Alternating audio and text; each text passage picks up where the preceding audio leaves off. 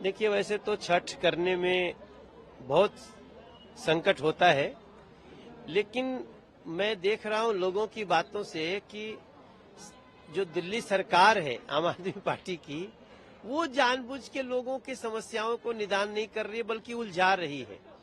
हम हर साल छठ समितियों को बुलाते हैं। यहाँ जितने लोग आए हैं ना, लगभग अभी जो लिस्ट बना रहे थे, करीब 448 छठ समितियों के अध्यक्ष यहाँ पे आए हुए हैं। और बहुतों की समस्या ये है कि मेरी छठ समिति है, हमारा जगह कैंसिल कर दिया। किसी की समस्या है कि हमारा छठ समिति का नाम और उसका अधिकारी किसी और को बना दिया, सिर्फ छठ का जो पैसा मिलता है वो लेने के लिए। तो ये बहुत ही सनसनीखेज जानकारियां इसमें आ रही हैं। मैं तो चाहूंगा कि लोग तो परेशान हैं ही, मीडिया में भी इसकी बात होनी चाहिए कि सिर्फ पैसा लेने के लिए जो छठ समितियों को दिया जाता है, उसके लिए आप अपने किसी आदमी को छठ का अधिकारी बना दें, ये बहुत ही गलत है। कुछ और भी जानकारियां मिली हैं, जैसे किसी का अचानक परमिशन कैंसिल हो रहा है, तो हम इन सारे लोगों का एक लिस्ट ले करके हम चीफ सेक्रेटरी से संपर्क करके इस सारी जानकारी को, डिविजनल कमिश्नर के लोग बैठे हैं, they are noting down. Jharkhand को लेकर मैनिफेस्टो जारी हो गया है बीजेपी का। महिलाओं को गोगो दीदी योजना के तहत 2100 रुपये महीना मिलेगा, फ्री सिलेंडर, फ्री गैस मिलेगा, दिवाली रक्षाबंधन में 500 रुपये का गैस मिलेगा और तमाम योजनाएं वहां पर लागू होगी। कैसे समझ रहे हैं झारखंड की इन तमाम योजनाओं को, क्योंकि कांग्रेस कह रहा है जुमला है सब कुछ। कांग्रेस इस समय ऐसी स्थिति में है कि उसको समझ में नहीं आ रहा है कि कहां से सांस ले कहां से बोले। कांग्रेस ने सब झूठे वादे किए हैं और कांग्रेस के अध्यक्ष ने ही, उनका एक वीडियो लीक हो गया है कि तुम लोग ऐसे झूठे झूठे वादे कर दे रहे हो, पूरे कैसे होंगे? खाली खटाखट खटाखट कहने से तो नहीं होता है। भारतीय जनता पार्टी जो कहती है वो करती है। हमने जो जो कहा है मैनिफेस्टो में, हम उसको पक्का करते हैं, चाहे वो 370 हटाने जैसा कार्य ही क्यों न हो, चाहे वो राम मंदिर बनाने जैसा कार्य ही क्यों न हो। हम एक बड़ी योजना के साथ पहले प्रदेश के खजाने को समृद्ध करते हैं, देश के खजाने को समृद्ध किया है।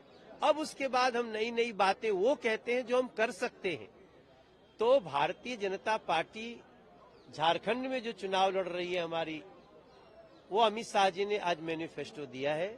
और हम चाहे 2100 रुपया हो या 500 रुपया गैस में हो, जो जो मैनिफेस्टो में लिख दिया भारतीय जनता पार्टी ने, वो होके रहेगा। अब कोई आदिवासी बहु बेटियों को वो उनको छल नहीं सकता, भ्रमित नहीं कर सकता और ये करके कि इनसे विवाह करके हम इनकी सारी संपत्ति ले लेंगे। इन सारी चीजों पर रोक लगाने का काम भारतीय जनता पार्टी करेगी, जो हमने मैनिफेस्टो में दिया। यूनिफॉर्म सिविल कोड की भी आपने, हालांकि मोदी यूनिफॉर्म सिविल कोड जो हम लगा रहे हैं उसमें आदिवासी उससे बाहर हैं। आदिवासी संस्कृति का हम, आदिवासी संस्कृति का मतलब क्या है? आदिकाल से आ रही संस्कृति, उस संस्कृति को हम बिल्कुल सम्मान कर रहे हैं।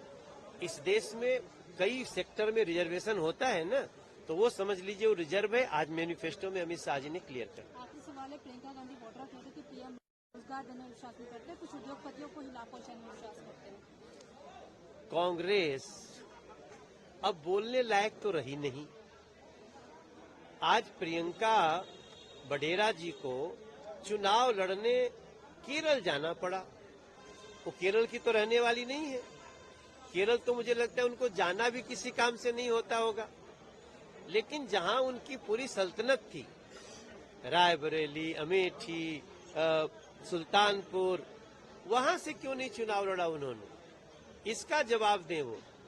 और ये प्रियंका बडेरा जी को भी पता है कि उनके घर में जमीन हड़पने का काम होता होगा, उनके यहाँ झूठे वादे करने का काम होता होगा।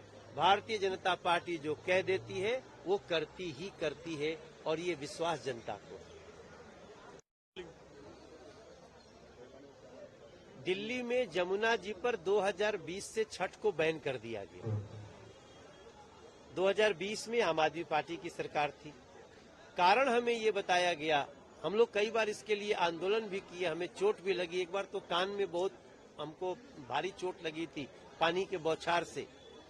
हम एनजीटी प्रमुख से मिले हैं।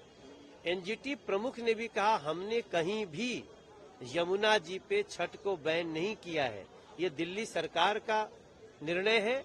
और मैं समझता हूं कि जैसे ही अगले साल भारतीय जनता पार्टी की सरकार बन जाती है, हम यमुना जी पर धूमधाम से छठ कराएंगे। छठ की आस्था हो, दिवाली की आस्था हो, किसी की रामलीला की आस्था हो, या किसी भी धर्म के किसी व्यक्ति की अपनी आस्था हो, हम उस आस्था को संचालित करने के लिए काम करें।